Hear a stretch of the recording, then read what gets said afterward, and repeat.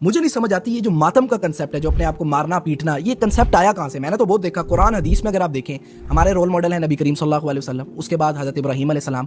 حضرت ابراہیم علیہ السلام پہ کتنی جو ہے وہ آزمائشیں آئیں، انہوں نے ماتم کیا. آپ صلی اللہ علیہ وسلم کو کتنی محبت تھی اپنے چچا امیر حمزہ جو کہ سید الشہداء ہیں، انہوں نے ان کے شہید ہونے پہ ان کا کلیجہ کیسے ٹکڑے، انہوں نے ماتم کیا؟ انہوں نے تو کوئی ماتم نہیں کیا. پھر آپ صلی اللہ علیہ وسلم کی جو فیملی ہے، اہل بیت جن کو آپ کہتے ہیں، انہوں نے ماتم کیا؟ کہیں سے ثابت کر دیں انہوں نے بھی نہیں ماتم کیا. صحابہ کی زندگی کو دیکھیں، انہوں نے بھی ماتم نہیں کیا. ایون کہ آپ صلی اللہ علیہ وسلم کی مستند حدیث ہے جس میں یہ فرما رہے ہیں کہ جو بندہ نوحہ کرے، اپنے آپ کو پیٹے، رخسار پیٹے، ماتم کرے، وہ بندہ ہم میں سے نہیں ہے. کیونکہ یہ بات لاجیکلی پروو ہی نہیں ہوتی، اس بات کا کوئی مطلب بنتا ہی نہیں ہے. گورے ہم پہ یہ دیکھ کے ہنستے ہیں کہ یہ کر کیا رہے ہیں. پھر مجھے پتا چلا جب میں نے اور ڈیپ ڈاؤن دیکھا کہ یہ کنسیپٹ آیا کہاں سے ہے، یہ رسومات آئی کہاں سے، تو مجھے پتا چلا ہندوؤں سے یہ رسومات آئی ہیں. یہ آگ پہ چلنا اور اپنے آپ کو دکھ دینا، یہ کرنا.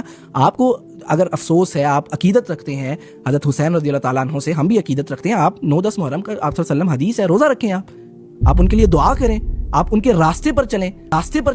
آپ حضرت امام حسین رضی اللہ تعالیٰ عنہ کو آپ مانتے تو ہیں، ان کی مانے بھی تو صحیح نا. یہ ہوگا کہ آپ کو صحیح میں ان کے ساتھ محبت ہے، ان سے عقیدت ہے.